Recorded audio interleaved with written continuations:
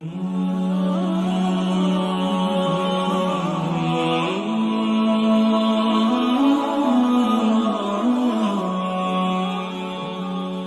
गिरामी अस्सलामु अलैकुम वरहमतुल्लाहि वबरकातुहू। एक बार फिर से खुश आमदीद अर्ज़ करता हूँ।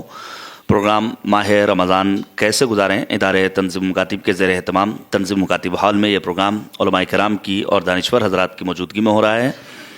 हमारे चेहरों पे आता है नूर रोज़े से, दिलों को मिलता है ताज़ा सुरूर रोज़े से। ये बात सच है, हकीकत है आज़मा लेना, अना की मंजिलें होती हैं चूर रोज़े से। माह मुबारक रमज़ान तज़किया नफ्स और तत्हीर ज़ात के लिए बेहतरीन महीना है। मैं गुफ्तगू शुरू करूँ बग़ैर वक्त को ज़ाय किए हुए। नबी आदम का एक खुतबा शाबानिया के नाम से मशहूर है, जो माह मुबारक रमज़ान का मुकम्मल दस्तूरुल अमल है। हम अपने बरादर अज़ीज़ जनाब मौलाना फैज़ अब्बास मशहदी साहब से जानना चाहेंगे कि माह रमज़ान में हम क्या करें क्या ना करें। खुतबा शाबानिया इस सिलसिले में क्या रहनुमाई करता है। बिस्मिल्लाह।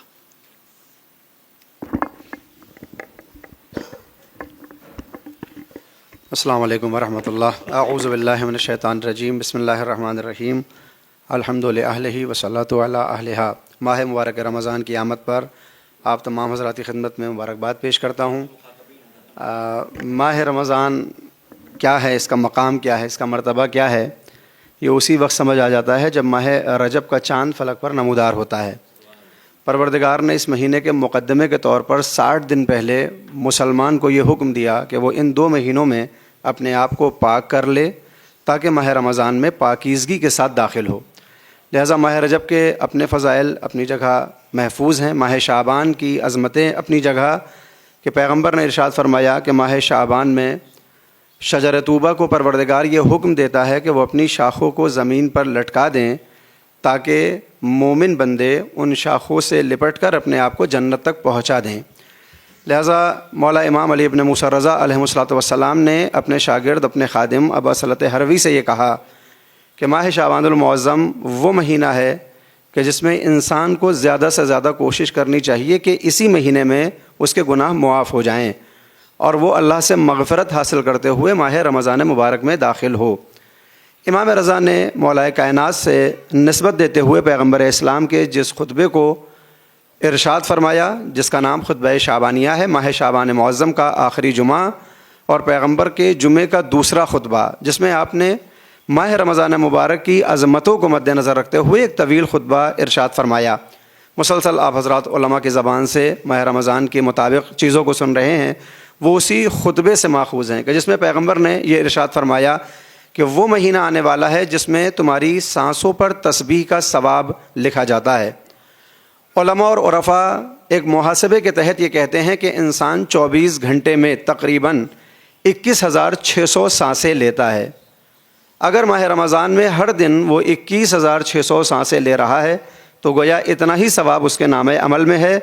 अगर माह रमज़ान की अज़मत को मद्देनज़र रखते हुए इस हुर्मत को वो बाकी रखे तो जब माह रमज़ान तमाम होगा तो उसने वाजिबात के अलावा मुस्तहब कोई अमल भी न किया हो तो लाखों की तादाद में नेकियां उसके नामे अमल में होंगी। नौमुकुम फ़ीही इबादा, ये पैगम्बर इस्लाम का उसी खुतबे का जुमला है कि जिसमें आपने इरशाद फरमाया कि ये वो महीना है जिसमें तुम्हारा सोना इबादत बन जाता है। हालांकि जब ये बात कही जाती है तो बहुत से अफराद इससे फ़ायदा उठाते हुए ये कोशिश करते हैं कि रात भर जागें और दिन भर सो जाएँ, क्योंकि जब रोज़ा रख कर सोना इबादत है तो फिर सो भी लेंगे और इबादत में भी हिसाब हो जाएगा। खुदा न करे कि ऐसा हो। बहरहाल खुदावंद आलम हम सब की इस्लाह फरमाए। और उसमें दलील ये दी जाती है, जब ये कहा जाता है कि रोज़े में जागो तो कहते हैं कि नहीं, जब सोना भी इबादत है तो सोना, इसमें क्या बुराई है, सो सकते हैं। हालांकि अगर मासूमीन की सुन्नत को देखा जाए और उनकी तासी की जाए तो हमें यह नज़र आएगा कि पैगम्बर अकरम बिलखुसूस आखिरी अशरे में रात में भी अपना सोना तमाम कर देते थे। रवायात में आया कि रात के वक्त वो बिस्तर को लपेट देते थे और पूरी पूरी रात इबादत करते थे। यानी मासूमीन तो रात में भी नहीं सोते, हालांकि इस महीने में सोना इबादत है, फिर भी वो रात में जागते हैं। तो हम उनकी सुन्नत पर अमल करते हुए कम अज़ कम दिन में न सोएं और इबादत में ज़िंदगी को खर्च व सर्फ करें। पैगम्बर ने इरशाद फरमाया ये वो महीना है कि जिसमें तुम पर लाजिम है कि न सिर्फ ये कि अपने बारे में सोचो, अपने रिश्तेदार और अपने अइज़ा और अकारिब के बारे में भी सोचो। आम तौर पर जब हम दस्तरखान बिछाते हैं तो कई तरह की नेमतें अल्लाह की तरफ से جو ہمیں حاصل ہوئی ہیں ان سے ہم استفادہ کرتے ہیں، لیکن ہمیں خیال رکھنا چاہیے کہ اگر ہمارے اعزہ اور اقارب ان نعمتوں سے محروم ہیں تو کم از کم اس مہینے کی عظمت کے مد نظر ہم ان نعمتوں کو ان کے دسترخوان تک بھی پہنچائیں۔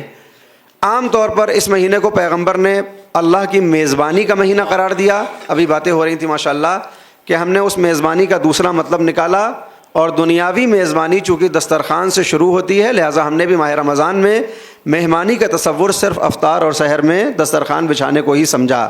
بالکل ماہ رمضان میں دسترخوان بچھانا چاہیے، اللہ کی نعمتوں کو لانا چاہیے، لیکن وہ اپنے شکم کے لیے نہ ہو کر دوسروں کے لیے ہو، کہ پیغمبر نے اسی خطبے میں ارشاد فرمایا کہ اگر کوئی روزہ دار کو افطار کروا دے تو اللہ جتنا ثواب روزہ دار کو عطا کرتا ہے اتنا ہی افطار کروانے والے کو بھی عطا کرتا ہے۔ کسی نے کہا کہ نبی خدا ہمارے پاس مال و دولت نہیں ہے کہ ہم کسی کو مہمان بلائیں، تو پیغمبر نے فرمایا کہ آدھا دانہ خرمے کا ہی کیوں نہ ہو، چاہے ایک گلاس پانی ہی کیوں نہ ہو، روزہ دار کی خدمت میں پیش کر دو کہ اللہ تمہیں اس ثواب سے محروم نہیں رکھے گا۔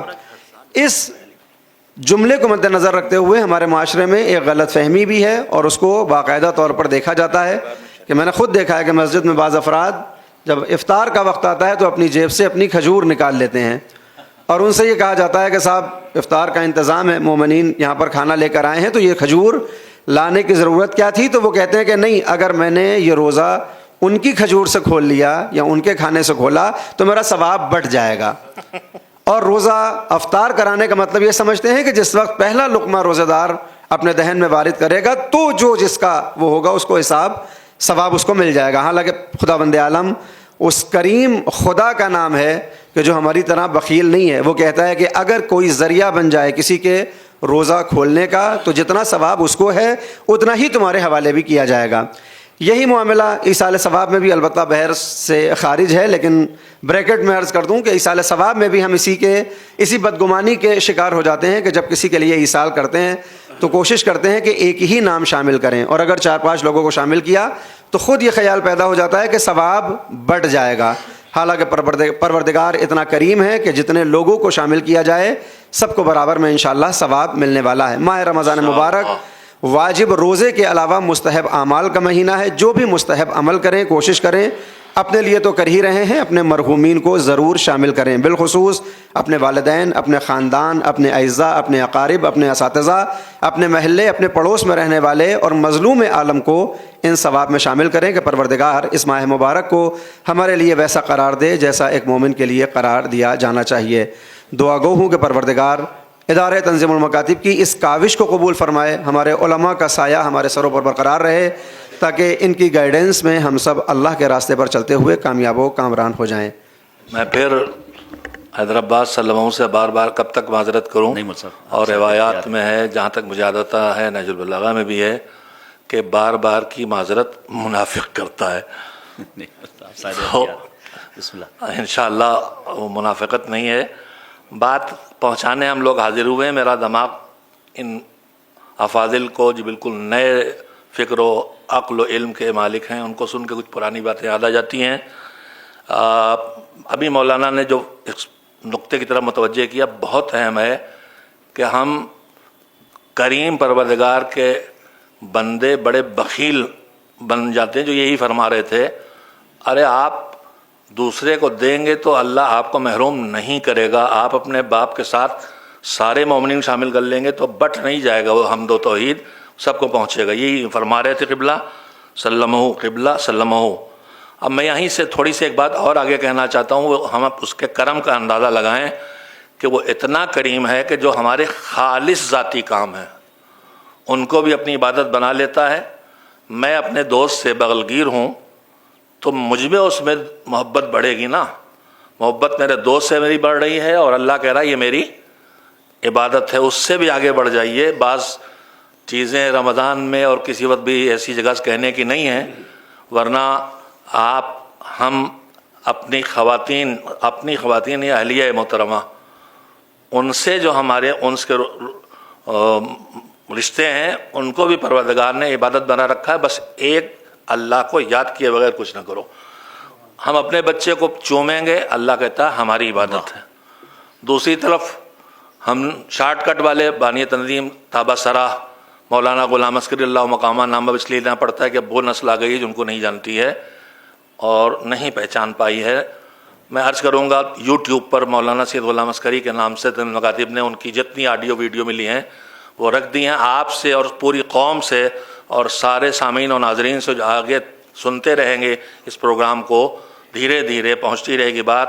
ان سے عرض کرنا چاہتا ہوں، اپنے 2 تجربے میں عرض کرتا ہوں کہ اگر مجھے ذرا سے بھی اسلام ملا ہے تو اس میں سب سے پہلا اور بڑا حصہ، بلکہ مجھے اگر اسلام دماغ کو کہیں ملا ہے تو شہید مطہری سے ملا ہے، ان کو ضرور پڑھیے. اور اگر مجھے ذرا سے بھی عملی اسلام ملا ہے اور کہیں ذرا سے تقویٰ جو نہیں ہے، اگر کہیں تھوڑا بہت ہے تو وہ غلام عسکری کی دین ہے. ان کو سنیے، ان کو پڑھیے، مقالات خطیب اعظم. اسی میں ان کا ایک شارٹ کٹ ہے کہ ہم لوگوں نے جنت کے لیے، ہم لوگ شارٹ کٹ والے، سب شارٹ کٹ بتائیے، گوگل سے بھی شارٹ کٹ پوچھتے ہیں، تو ہم نے انہیں کی باتیں ہیں کہ ہم نے شارٹ کٹ بھی ڈیزائن بنا رکھے ہیں، جنت کا شارٹ کٹ. اس کی مثالیں ویسے نہیں بتاؤں گا، لیکن ایک شارٹ کٹ میں نے کہیں پڑھا تھا کہ ایک صاحب تھے، روزہ ایک نہیں رکھتے تھے، افطاری ایک نہیں چھوڑتے تھے. تو لوگوں کا شرم نہیں آتی آپ کو؟ کہنے کا بالکل ہی کافر ہو جاؤں. بسم اللہ. واہ. خدا کی رحمتیں اس تک پہنچ نہیں سکتی جو اپنے آپ کو کرتا ہے دور روزے سے. واہ. ہر ایک جسم کے اعضاء سے ہو اگر روزہ، ملے گی روح کو طاقت ضرور روزے سے. ایک سوال میں کروں گا، اس کے بعد اظہر اعجاز صاحب کو جلال پور سے اپنے ساتھ جوائن کروں گا انشاءاللہ.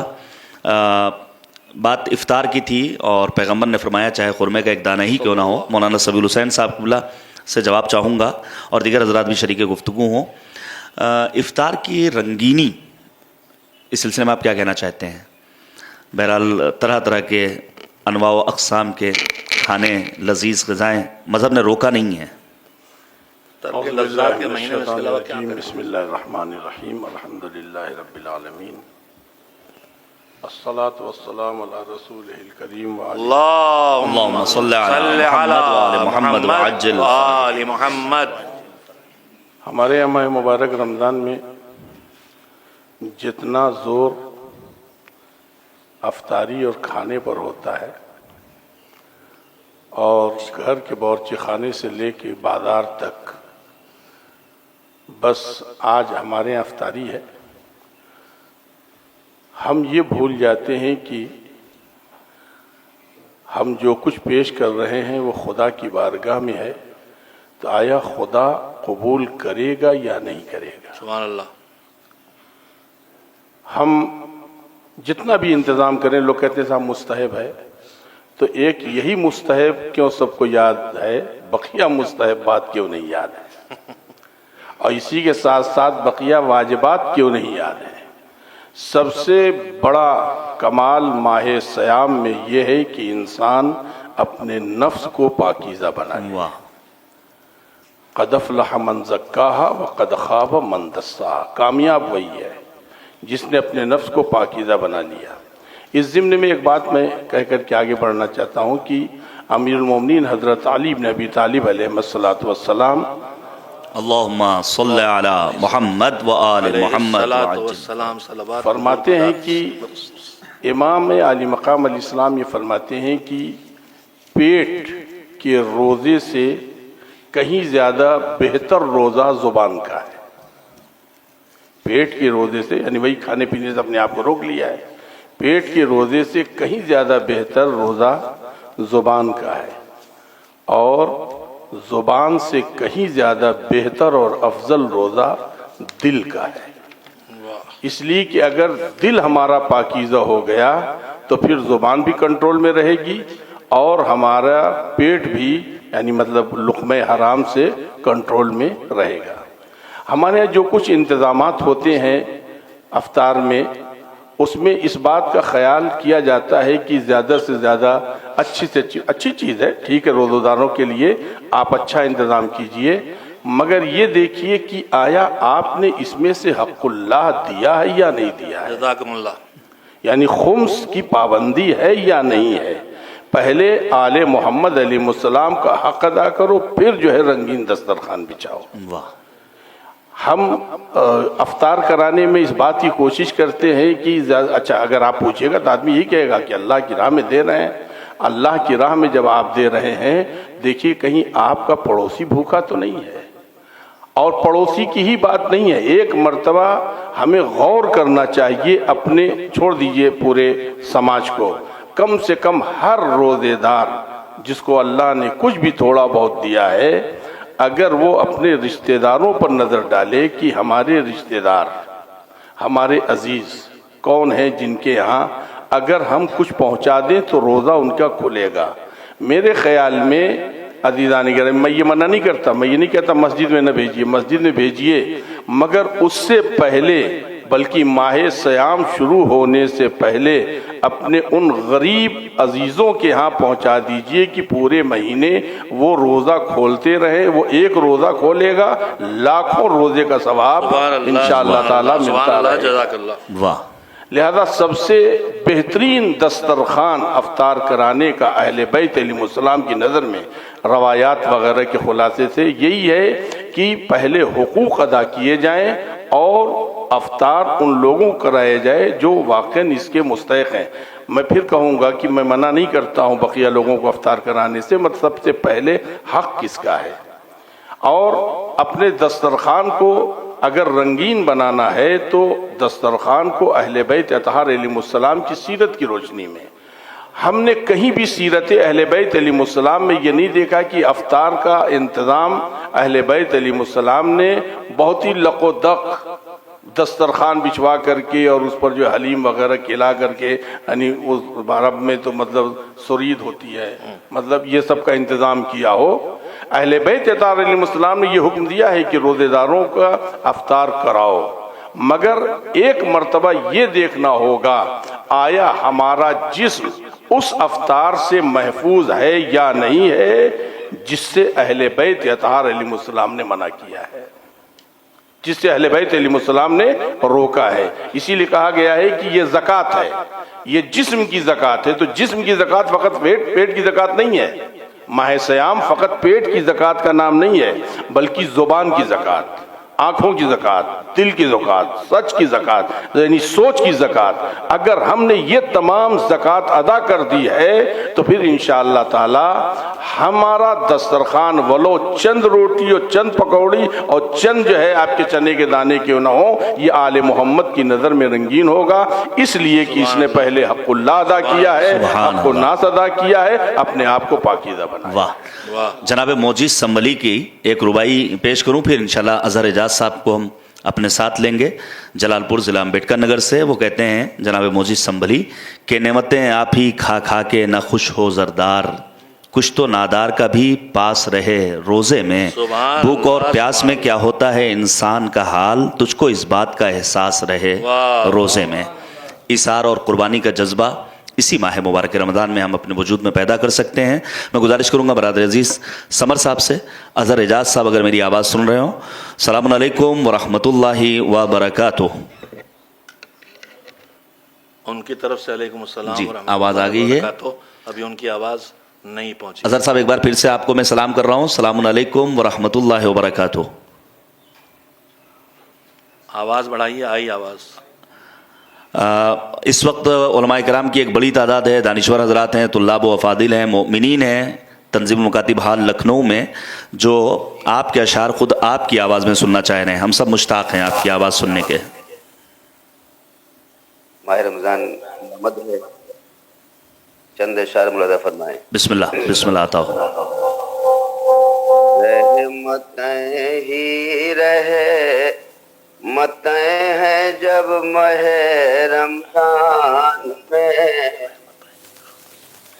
رحمتیں ہی رحمتیں ہیں جب ماہ رمضان میں، رحمتیں ہی رحمتیں ہیں جب ماہ رمضان میں، کس طرح کوئی کمی آئے بھلا ایمان میں، واہ واہ واہ واہ. کس طرح کوئی کمی آئے بھلا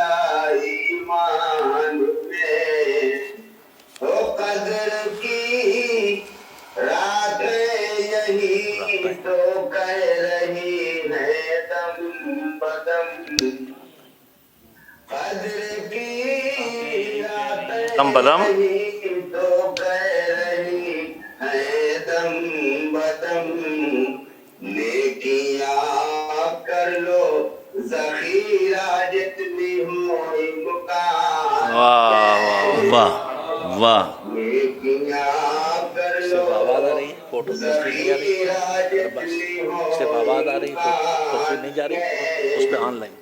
सांस का लेना भी इसमें है इबादत में शुमार, वाह सांस का लेना भी इसमें है इबादत में शुमार, फिर जिला क्यों करना हो आईना दीदार में। सुबहान अल्लाह।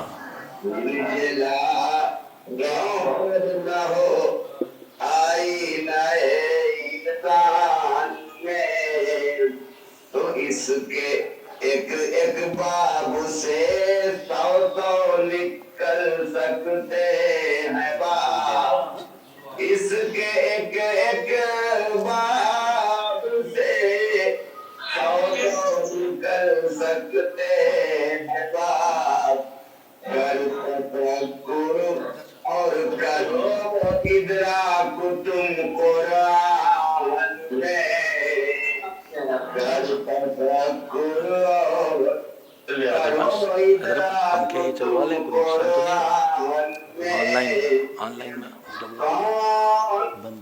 छुटलाएगा उनको किसमें है ये हौसला, सुबहान अल्लाह। नेमतों का जिक्र है जो सूरह रहमान में रहमान में। सुबहान अल्लाह वाह। सुबहान अल्लाह सुबहान अल्लाह। नेमतों का जिक्र है जो सूरह रहमान में, तो ये दरे आले मोहम्मद है जहाँ रख लो जबी, ये दरे आले मोहम्मद है जहाँ रख दो जबी, अरे कर इसे छोड़ा तो आ सकते नहीं पहचान, सुबहान अल्लाह। वाह वाह। वाह वाह।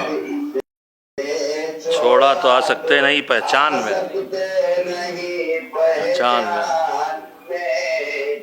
आईना दर आईना जलवा नजर आया वही, आईना दर आईना जलवा नजर आया वही, एक को देखा और सना की दूसरे की शान में, सुबहान अल्लाह सुबहान अल्लाह।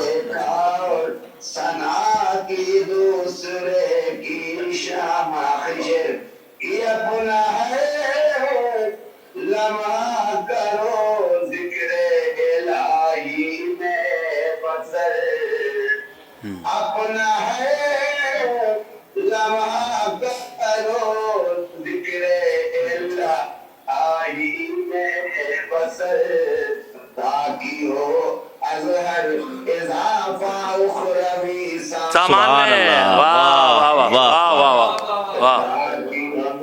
वाह। इजाफा उखरवी सामान में, माशाअल्लाह माशाअल्लाह। रहमतें ही रहमतें हैं। जब मह रमज़ान में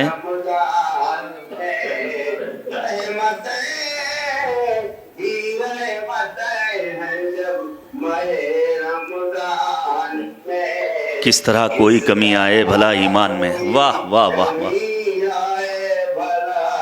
ईमान में जिंदाबाद हो जिंदाबाद हो जिंदाबाद। बहुत खूब बहुत खूब माशाअल्लाह। बहुत खूब। हज़रत एजाज साहब, मोमिनीन कराम, नाज़रीन कराम, मोमिनीन मोमिनात, अल्लाह आप सबको सलामत रखे। जो आप इस वक्त इस प्रोग्राम को देख रहे हैं, मैं पहले ये माजरत करूं कि हिंदुस्तान में बहुत से वसाइल बहुत सी जगहों पर बहुत अच्छे हैं, मगर बहुत सी जगहों पर अब भी कमज़ोर हैं।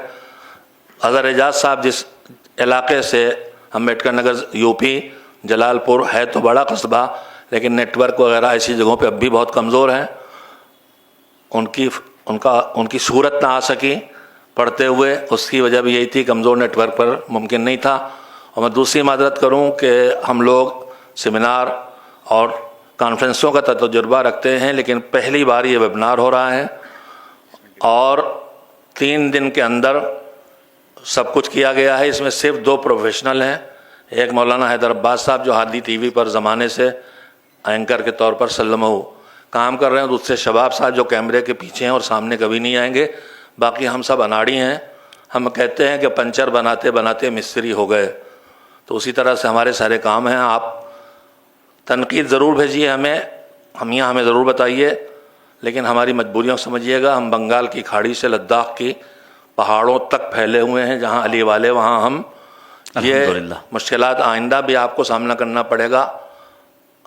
آپ انشاءاللہ ہماری غلطیوں کو معاف فرمائیں گے. بسم اللہ معاف کرنا. میں سردست شکریہ ادا کروں گا اپنے مہمان عالم دین جناب حجت الاسلام والمسلمین مولانا سید صفدر حسین زیدی صاحب قبلہ کا. جونپور میں جب دینی تعلیمی کانفرنس میں آپ کی میزبانی میں ہم نے شرف حضور حاصل کیا، بڑا لطف آیا. خداوند کریم جامع امام صادق علیہ الصلوۃ والسلام کے تمام طلاب کے توفیقات خیر میں اضافہ فرمائے اور آپ کا سایہ ہم سب کے سروں پر قائم و دائم رہے، اور طالبات بھی اسی طرح جو مدرسہ ہے طالبات کے لیے. مولانا صفدر صاحب قبلہ، چونکہ آپ الحمدللہ تحریک دینداری سے جڑے ہوئے ہیں اور بانی تنظیم خطیب اعظم علامہ غلام عسکری علی اللہ مقامہ کی رہنمائیاں ہم سب کے لیے مشعل راہ اور نمونۂ عمل ہیں. میں ایک بات جاننا چاہوں گا، یہ روزے کشائی کی رسم آپ کے بچپنے میں تھی یا نہیں تھی؟ روزے کشائی کی رسم کے سلسلے میں آپ کیا کہنا چاہیں گے؟ کیا مذہب نے اسے اچھی نگاہ سے دیکھا ہے؟ آپ بچوں میں روزے کا شوق بیدار کرنے کے لیے اسے کس انداز سے دیکھتے ہیں؟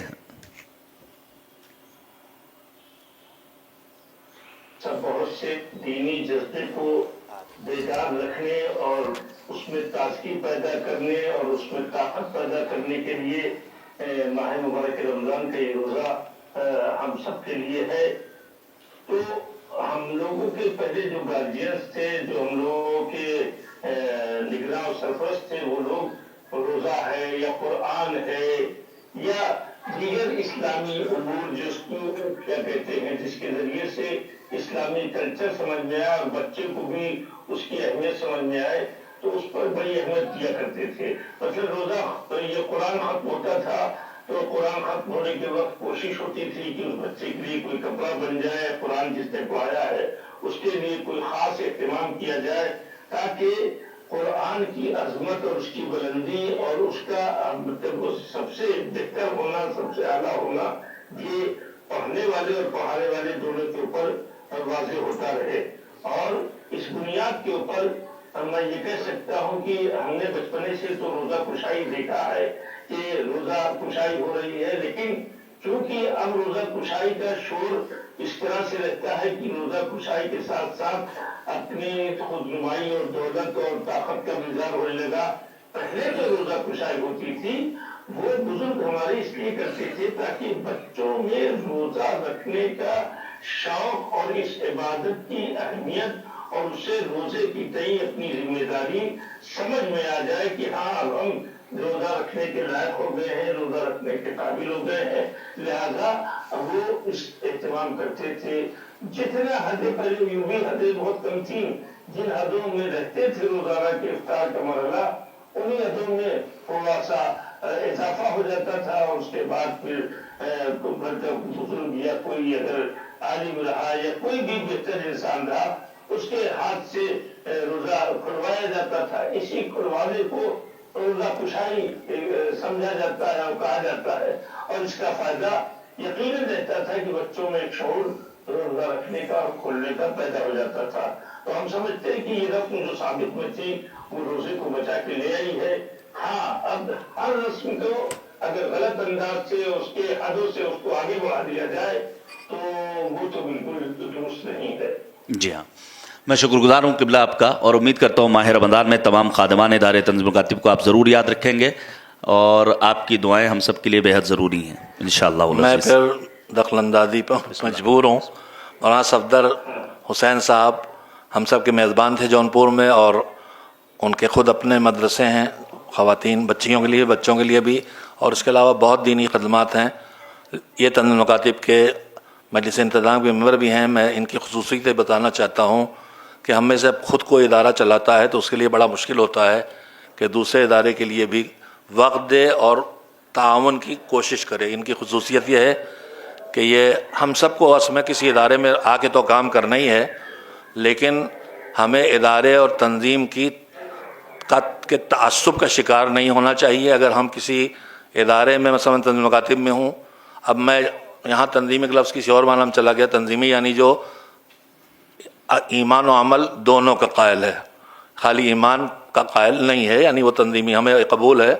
جیسے شافعی نے فرمایا تھا کہ اگر حب آل محمد رفض ہے تو میں رافضی ہوں. تو بہرحال بات بڑھتی ہے. مولانا صفدر صاحب نے جس مسئلے کی طرف اشارہ فرمایا ہے، میں اسی سلسلے میں کچھ گزارش کرنا چاہتا ہوں. دیکھیے، روزہ کشائی ہمت بڑھانے کے لیے بسم اللہ، خود تعلیم کے لیے بسم اللہ کرائی جاتی ہے، یہ بھی ایک اچھی رسم ہے. ختم قرآن ابھی بات آئی ہے، اور بھی چیزیں ہیں. عید میں، بقرعید میں بچوں کے لیے خصوصی طور پر کھلونے وغیرہ، جھنجھنے، غبارے، کپڑے تو سب کے بنتے ہیں، لانا، یہ سب بہت اچھی چیزیں ہیں. لیکن تب تک جب تک کہ یہ خود جس غرض سے کی جا رہی ہیں وہی غرض نہ چلی جائے. اب مشاہدے میں آ رہا ہے کہ روزہ اس لیے نہیں رکھ رہی ہیں بیٹیاں کہ ہو تو گئی 9 سال کی لیکن ابھی روزہ کشائی نہیں ہوئی ہے. اگر ماحول یہاں تک پہنچ جائے تو پھر یہ رسمیں دین کو بچانے نہیں بگاڑنے والی ہوں گی.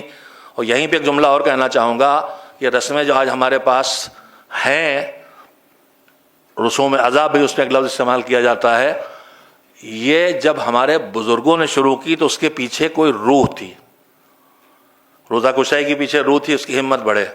لیکن ہوتا یہ ہے کہ آگے آتے آتے 2-3 نسلوں میں وہ روح چلی جاتی ہے اور ڈھانچہ رہ جاتا ہے، تو پھر وہ رسم بن جاتی ہے، اور رسم جب بن جاتی ہے تو بیڑیاں بن جاتی ہے، جس کو کاٹنے کے لیے حضرت پیغمبر گرامی محمد مصطفیٰ صلی اللہ علیہ وسلم تشریف لائے تھے. اور اسی لیے بانی تنظیم کا ایک نعرہ تھا، رسمیں مٹائیے راحت پائیے. شادیوں کی رسمیں، ایصال ثواب اور فاتحے کی رسمیں، ہر قدم پہ انہوں نے ایصال ثواب کو بھی دشوار بنا دیا اور انہوں نے آسان شادی کو بھی دشوار بنا دیا. اب ایک چیز جو کہیں اچھی ملے اسے اپنانا چاہیے. ہمارے جمہوریہ اسلامی میں ایک پروگرام ہوتا ہے جشن تکلیف. ہمارے یہاں لفظ تکلیف سوئی چبھوئے تو تکلیف ہوتی ہے، لیکن عربی میں اور مذہبی دنیا میں تکلیف یعنی ذمہ داری. اردو میں ہم کہتے ہیں مکلف، یعنی اب اس پر فرائض پروردگار آ گئے. تو 9 سال کی لڑکی ہو یا 15 سال لڑکا ہونے لگے تو وہ جشن تکلیف مناتے ہیں، یعنی بچی اور بچے کو احساس دلاتے ہیں کہ آج سے تم ایک ذمہ دار انسان بن گئے. لہذا ہم یہ سب کو شامل ہے، جب وہ اپنے احساس ذمہ داری کرے گا تو ساری چیزوں میں آ جائے گا. میرا یہ کہنا کہیں ایک نئی رسم کی ایجاد نہ کرا دے، مجھے اس کا بھی ڈر لگتا ہے. میں نے آپ کا بہت وقت لے لیا ہے. رسمیں تب تک اچھی ہیں جب تک وہ دین کے کو آگے بڑھانے کے لیے ہوں. ہمارے یہاں پیدائش کے موقع پر کلچر اٹھایا غیر کا برتھ ڈے منائی جانے لگی. ٹھیک ہے، پیدائش کے موقع پہ وقت 1 سال 2 سال 3 سال 5 سال ہوئے ہیں، آپ خوش ہو لیں، مگر ائمہ تو یہ کہتے ہیں، سید سجاد کے ارشادات میں ہے کہ جو بڑے نقصانات، جو مصیبتیں ہمیشہ انسانوں پڑتی ہیں اور احساس نہیں کرتا، ان میں ایک ہے روز زندگی کا ایک دن گزر رہا ہے تو ایک دن وہ کم ہو رہا ہے جو اب واپس آنے والا نہیں ہے. تو سال حیات، زندگی کے سال گزرے تو نہ تالیاں پیٹنے کا وقت ہے، نہ کیک کاٹنے کا وقت ہے، نہ شمع جلا کے پھونک مار کے بجھانے کا وقت ہے. یہ کون سی عقل مندی ہے کہ روشنی کو اندھیرے سے بدلا جائے؟ وقت اس کا ہے کہ پچھلے 1 سال کا حساب کیا جائے اور دیکھا جائے کہ ہم نے سال کیسے گزارا. اگر برابر کا بھی گزرا ہے پچھلا سال اس سے پچھلے سال کے، تو مولا علی کی زبان میں گھاٹا ہے، اور اگر بگڑ کے گزرا ہے تو ہلاکت ہے. لہذا اب مصیبت اس کے بعد یہ آ گئی کہ ہمارے جشن ائمہ طاہرین علیہ السلام اور اس خانوادے سے وابستہ افراد کے ولادت پر جو جشن ہوتے تھے، ہم اپنے کلچر کے تحت مٹھائیاں بانٹتے تھے. دوسری جگہوں پہ بھی جو کلچر تھا केक काटने का किसी इस्लामी मुल्क में कल्चर नहीं था। अब केक कटने लगा और अइम्मा की विलादत पर और मासूमीन की विलादत पर वही केक यूट्यूब से, व्हाट्सएप से भेजा जाने लगा। अब न मिठाई खिलाने की ज़रूरत है, न लड्डू बांटने की ज़रूरत है। अब आप हवा में केक काटिए और हवा ही में जश्न विलादत मना लीजिए। हम अपने आप को कहाँ ले जा रहे हैं, हमें गौर करना होगा। माजरत के साथ फिर कसरतुल माजरत अलामतुन निफाक है। माजरत मतलब शुक्रगुजार हूँ। रोज़ा तरबियत बशर की एक अमली मश्क है। रोज़ा तज़किया नफ्स का एक बेहतरीन ज़रिया है। रोज़ा ख्वाहिशात नफसानी के ख़िलाफ़ एक मुसलसल सही है। रोज़ा खुदा के आफाकी निज़ाम के सामने सर तस्लीम खम करने का नाम है। रोज़ा खुद परस्ती, कौम परस्ती और तागूत परस्ती के बुतों को तोड़ते हुए खुदा परस्ती को अपनाने का नाम है। देखिए, वक्त कम बचा है हमारे पास। दिल तो ये कर रहा है 24 घंटे हमारा ये सिलसिला गुफ्तगू का जारी और सारी रहे। मैं लेकिन सबको अपनी गुफ्तगू में शामिल करना चाहता हूँ। गुजारिश करूँगा जनाब मौलाना तहजीब साहब क़िबला से 3-4 मिनट में इस एक मौजू को आप अगर समेट दें तो हम आपके शुक्रगुजार होंगे। और वो मौजू ये है कि माह मुबारक रमज़ान में मذहब के ख़िलाफ़ कौन से अमाल अंजाम पाते हैं और जिसकी तरफ बसा औक़ात बंदगान खुदा मुतवज्जे भी नहीं हो पाते। नारे सलावत।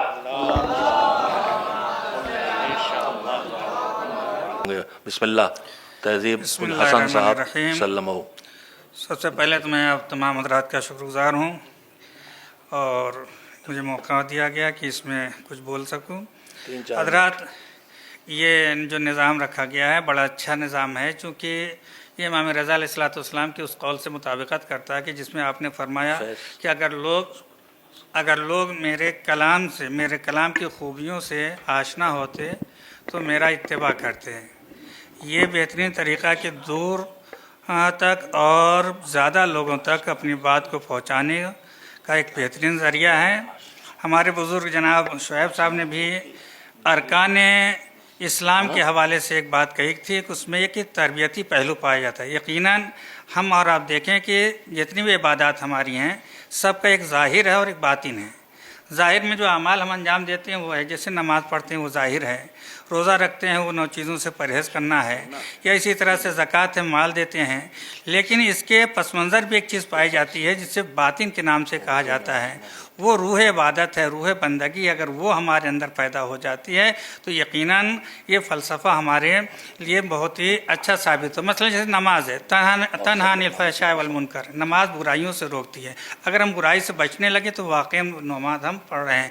इसी तरह से रोज़े के सिलसिले में कि रोज़ा क्या है, इसमें 3 लफ्ज़ जो कुरान मजीद ने बयान किए रोज़े के सिलसिले में। लअल्लकुम तत्तकून, शायद तुम मुत्तकी परहेज़गार बन जाओ। खैरुल लकुम, ये तुम्हारे लिए बेहतर है।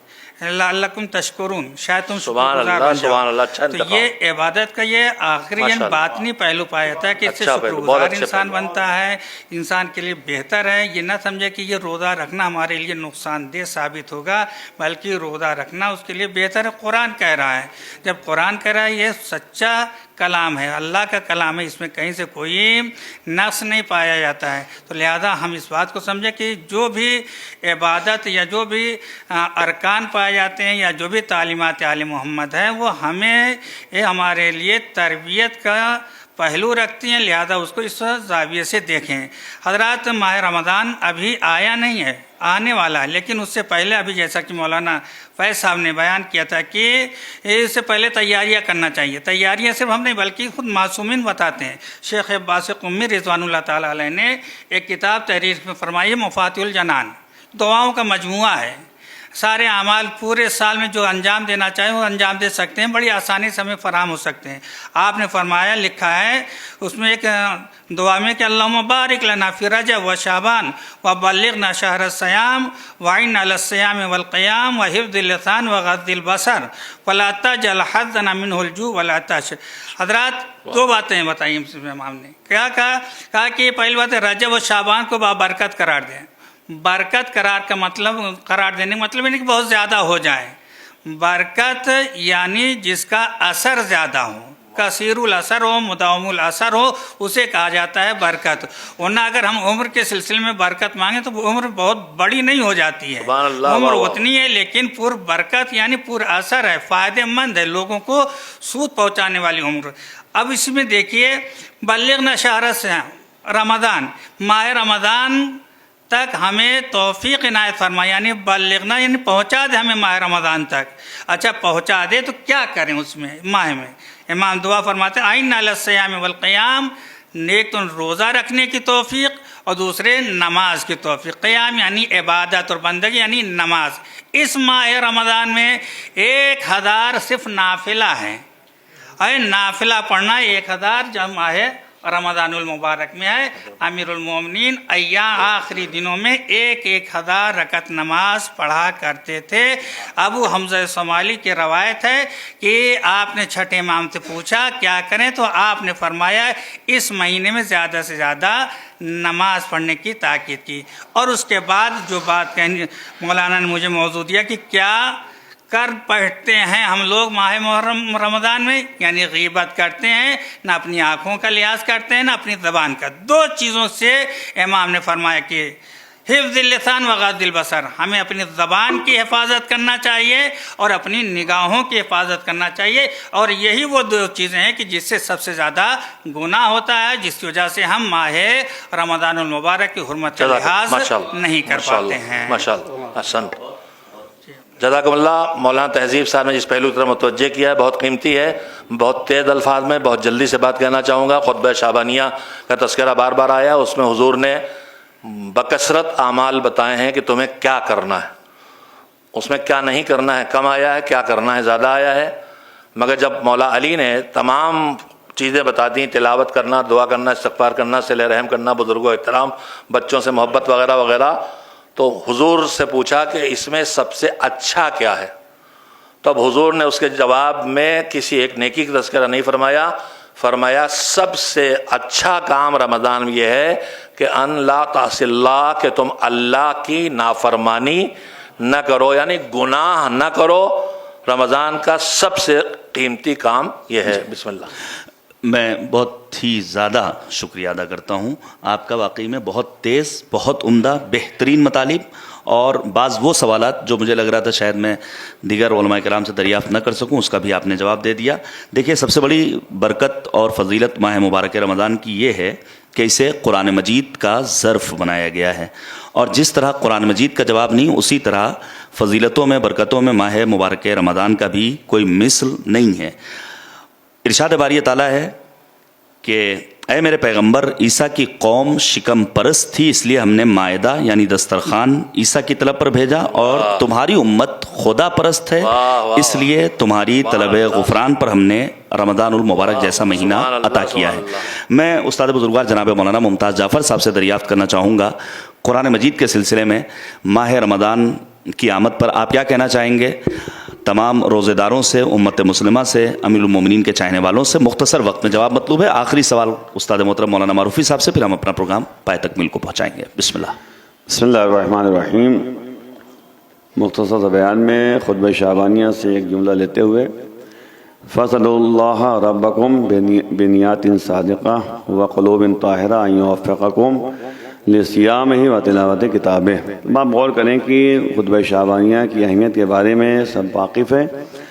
نبی نے فرمایا کہ اپنے پروردگار سے تم سوال کرو، لیکن 2 شرطیں ہیں، ایک تو صدق نیت کے ساتھ، سچی نیتوں کے ساتھ، اور قلوب طاہرہ، دل پاک ہونے کی بنیاد پر۔ دیکھیں 2 چیزیں یہاں پر، ایک سچی نیت اور ایک پاک و پاکیزہ دل، قلوب۔ کیا سوال کرو؟ ان یوفقکم، کہ اللہ تمہیں توفیق دے کہ تم جو ہے اللہ کے لیے روزہ رکھو اور اس کی کتاب کی تلاوت کرو۔ تو آپ غور کیجئے کہ تلاوت کتاب خدا کے سلسلے میں اہمیت بہت زیادہ ہے یہاں پر، اور ایک آیت پڑھنے کا ثواب جو ہے نبی نے فرمایا کہ ختم قرآن کا ثواب ملتا ہے۔ اپنے گھروں کو نورانی بناؤ تلاوت قرآن کے ذریعے۔ قرآن اسی ماہ رمضان میں نازل ہوا ہے اور بہار ہے۔ بہرحال مسئلہ یہ ہے کہ جس گھر میں قرآن کی تلاوت ہوتی ہے اس گھر میں فقیری نہیں آ سکتی، اور یہ قرآن کے بارے میں ایک جو ذہنوں میں بات پائی جاتی ہے کہ جب قرآن شروع کیا ہے تو ختم کرنا ہوگا ماہ رمضان میں، یہ چیز ایسی نہیں ہے۔ یہاں پر یعنی مسئلہ یہ ہے کہ جس طرح لوگوں کے ذہنوں میں ہے کہ قرآن اس لیے نہیں شروع کرتے کہ ہم ختم نہیں کر پائیں گے، نہیں ایسا نہیں ہے. جتنا قرآن آپ پڑھیں گے اتنا ثواب ملے گا. 10 آیتیں پڑھیں گے پورے ماہ رمضان میں تو 10 آیتوں کا ثواب ملے گا. 10 پارے پڑھیں گے 10 پاروں کا ثواب ملے گا. 10 سورے پڑھیں گے تو 10 سوروں کا ثواب ملے گا. جتنا پڑھیں گے اتنا ثواب ملے گا. یہ مطلب نہیں ہے کہ ہم نے قرآن شروع کیا تو ختم نہیں کر پا رہے اس لیے ہم شروع نہیں کر پا رہے. تو یہ سب چیزیں نہیں ہیں، بلکہ ہمیں چاہیے کہ ہم اتنا پڑھیں جتنا ہم کر سکتے ہیں. آپ کو نبی نے فرمایا نا کہ ایک من تلا آیتا من القرآن، جس نے بھی قرآن کی ایک آیت کی تلاوت کر دی وہ ختم قرآن کا ثواب اسے ملے گا. تو بہرحال پروردگار کی بارگاہ میں یہی دعا ہے کہ ہمیں قرآن کی تلاوت کی توفیق زیادہ سے زیادہ عطا فرمائے. مولانا ممتاز جعفر صاحب نے جس مسئلے کی توجہ دلائی ہے آپ کو، ہمارے سماج میں ایک بات بہت زیادہ شہرت پا گئی ہے کہ اگر قرآن رمضان میں ختم نہ کر سکے، یعنی پورا نہ پڑھ سکے تو نہ پورا کر سکیں گے، لہذا آخری دنوں میں قرآن شروع نہیں کرتے کہ کہیں ختم نہ ہو پایا تو کیا ہوگا. جبکہ حضور سرور کائنات حضرت محمد مصطفیٰ صلی اللہ علیہ وسلم نے تلاوت قرآن کے لیے جو طریقہ بتایا ہے اس میں ایک یہ ہے کہ لا یکونو ہمکم آخر سورہ، تلاوت کرو تو قرآن ختم کرنے کی بات تو چھوڑو، تمہارا ارادہ یہ نہ ہو کہ آج یہ والا سورہ پورا پڑھ ڈالیں گے. تلاوت کے آداب میں ہے جنت کا ذکر آئے تو اس کی طلب کرو، جہنم کی ذکر آئے تو اس سے بچنے کی دعا کرو، گناہ کی بات ہے تو استغفار کرو، ہر قدم پر رک رک کے سوچ کے سمجھ کے پڑھو. بسم اللہ. بہت بس ایک آخری سوال مولانا صاحب سے پوچھنے سے پہلے، فیروز صاحب آپ کی سب سے بڑی دعا کیا ہوگی ماہ مبارک رمضان میں اگر آپ سے دریافت کیا جائے؟ میں بہرحال یہ سب سے بڑی چیز جو میں آپ کو بتانا چاہتا ہوں کہ اللہ نے اس ماہ رمضان میں ومن شہد فلیصم ہو جو کہا ہے کہ جو شخص بھی، میں نے صرف ایک جملہ لیا ہے کہ جو شخص بھی اس مہینے کو درک کرے اس کو چاہیے کہ روزہ رکھے. اس لیے کیونکہ رحمتوں کا نزول ہے، برکتوں کا نزول ہے. توریت، زبور، انجیل، قرآن، جتنی بھی آسمان صفی اور قرآن نازل آیت نازل ہوں، جتنی ملائکہ روحیں سب اسی مہینے میں نازل ہوتی ہیں. اور ان سب چیزوں سے فائدہ حاصل کرنے کے لیے اس وقت تک انسان نہیں ہو سکتا جب تک کہ وہ اپنے نفس کو پاک اور پاکیزہ نہ بنائے. لہٰذا جب تک کہ نفس پاک نہیں ہوگا رحمت الہی سے فائدہ حاصل نہیں کر سکتا. لہٰذا انسان اگر لسان اللہ بننا چاہتا ہے، عین اللہ بننا چاہتا ہے، اذن اللہ بننا چاہتا ہے، ید اللہ بننا چاہتا ہے تو اس کو اپنے نفس کو پاک کر کے عالم امر سے جڑنا پڑے گا. ایک صلوات بھیج دیں اللہم صلی علی محمد وآل محمد وعجل فرج. مول صاحب حسن اختتام ہوگا آپ کے اس جواب پر. ماہ رمضان طلاب علوم دینیہ، مبلغین، ائمہ جماعت مختلف علاقوں میں، دور دراز اور دور افتادہ علاقوں میں، چھوٹے چھوٹے دیہاتوں میں، چھوٹے بڑے قصبوں میں، شہروں میں امامت کے فرائض انجام دینے کے لیے سفر کرتے ہیں. ان مبلغین کے ساتھ ہمارے مومنین کا سلوک کیا ہونا چاہیے؟ کوئی رہنمائی، کوئی درد، کوئی علاج؟ شکریہ برادر. الحمدللہ تبلیغ کی راہ میں دنیا کے وہ تمام علاقے جہاں اردو زبان بولنے والے رہتے ہیں، بولتے ہیں، سمجھتے ہیں، میں 100% تو نہیں کہہ سکتا مگر 90% تک کہہ سکتا ہوں میرے جانے کا اتفاق ہوا ہے. اس کے تجربات ہیں، ان تجربات کو چند لمحات میں نہیں بیان کیا جا سکتا مگر میں اپنے تاثرات کو کہہ سکتا ہوں. معمولاً جو کوئی بھی مبلغ بن کر کے قوم میں جاتا ہے، میں نے محسوس کیا ہے، ہو سکتا ہے کہ میں غلط بھی ہوں، کہ لوگ اپنا ہنر پہچانوانے لگتے ہیں. جانے والے اکثر جو ہے اپنا ہنر پہچانوانے کے کہ میں پہچان لیا جاؤں. میں سمجھتا ہوں کہ وہ غلطی ہوتی ہے. اور ایک کاش کی اثر کو پہچانواتے اور اثر چھوڑ کر کے آتے ہیں. اور وہ اسی صورت میں ہوتا ہے جب انسان خود عملی اعتبار سے متاثر ہو اور بولنے سے پہلے اس کا عمل خود پہچانوانے لگے اور اس کا عمل مبلغ بن جائے. اور لوگ پہچانتے ہیں، یقین ہے کہ لوگ اس کو پہچانتے ہیں. جن کی مجمع میں تعریف ہو جاتی ہے وہ تعریف وہیں بھول جاتے ہیں، لیکن جن کا اثر ذہن اور قلب پہ ہوتا ہے وہ گھر میں بھی جا کے بیان کرتے ہیں. سبحان اللہ. اس لیے اپنے کو پہچانوانے کی صحیح اور کوشش نہ کیا جائے صحیح اور کوشش کریں کہ جن عظیم ذوات مقدسہ کے پیغامات کو ہم پہنچانے کے لیے آئے ہیں اسے دل سے سمجھیں اور دل کی گہرائیوں سے لوگوں کے ذہنوں کے راستے سے ان کے قلوب تک پہنچا دیں. سبحان اللہ. اور ہم جہاں تقریر کر رہے ہوتے ہیں، بول رہے ہوتے ہیں، وہاں ہمارا اپنا عقیدہ ہوتا ہے کہ ذوات مقدسہ وہاں موجود ہیں. ذریعہ بنائیں کہ میری زبان میں اثر نہیں ہے، مگر اگر آپ چاہیں تو میری زبان کے ذریعے سے آپ خود اثر کو پہنچا سکتے ہیں. اس لیے میں معمولاً جہاں کہیں بھی جاتا ہوں، میں دنیا کی زبانوں میں صرف ایک ہی زبان جانتا ہوں اور وہ اردو ہے، اور اسی ایک زبان کے ساتھ ہر جگہ گیا ہوں، پیغام کو پہنچانے کی صحیح اور کوشش کی ہے. میں نے معمولاً پہلے مرحلے میں یہ بات کہی ہے کہ مجلسوں میں آیا کریں تو بچوں کو ضرور لایا کریں، بچوں کو ضرور لایا کریں. یہ نہ سوچیں کہ یہ بچہ مولوی صاحب کی اردو کیا سمجھے گا، مگر مجھے اگر انگریزی بھی آتی تو وہ بچہ مجھ مولوی صاحب کی انگریزی بھی نہیں سمجھتا. طے ہے کہ وہ انگریزی نہیں سمجھے گا، اس لیے اس کی سطح الگ ہے، اس کی سطح الگ ہے. میں جس سطح سے بول رہا ہوں وہ سطح الگ ہے، لہذا اس کو لایا کریں اور اس درد کے ساتھ میں لایا کریں کہ اگر میری تربیت میں کمی رہ جائے تو فرش عزا اس کی تربیت گاہ بن جائے. بہت. اور بن جاتی ہے. اور میں نے تجربے کے ساتھ ساتھ چونکہ دنیا گھومے ہیں تو اس کے ساتھ ساتھ میں نے یہ بات کہی ہے کہ جن ماں باپ نے اپنے بچوں کو فرش عزا سے آشنا کرایا ہے وہ جوان ہو کر کے تھوڑے سے بھٹکنے کے بعد پھر پلٹ کر کے وہیں آیا ہے. واہ. اور آتا ہے. زہرا انہیں پلٹ کر کے پکڑ کر کے لاتی ہیں. لہذا صحیح کریں، کوشش کریں، اپنے اندر درد پیدا کریں، اثر وہ پیدا کرنے والا ہے. بہت بہت شکر گزار ہیں مول صاحب آپ کے. میں بہرحال بادل ناخواستہ اس پروگرام کو یہیں پر ختم کرنے کا اعلان کرتا ہوں اور امید کرتا ہوں انشاءاللہ سلسلہ جاری و ساری رہے گا بحول و قوہ الہی. مول صاحب اگر حکم دیں گے تو ہم اس سلسلے کو اسی طرح کنٹینیو کریں گے اور مختلف علماء کرام کی گفتگو مختلف موضوعات کے ساتھ آپ کے حضور پیش کرتے رہیں گے. ظاہر ہے کہ ہم معصوم نہیں ہیں، کم امکانات کے ساتھ بہت کچھ کرنے کی کوشش ہمیشہ کرتے رہے ہیں. اگر معصوم ہوتے تو ہمیں آپ کی فیڈ بیک کی ضرورت نہ ہوتی. چونکہ معصوم نہیں ہیں لہذا آپ کی فیڈ بیک کی ہمیں ضرورت ہے. آپ کی رہنمائیاں ہمارے لیے سنگ میل کی حیثیت رکھتی ہیں. ہمیں آپ کے مختلف مفید آراء و نظریات کا انتظار رہے گا. اپنی دعاؤں میں ہم سب کو یاد رکھیے گا. خدا کی بارگاہ میں دعا کرتے ہیں اللہم عجل لولیک الفرج والعافیۃ والنصر. خدا حافظ و ناصر.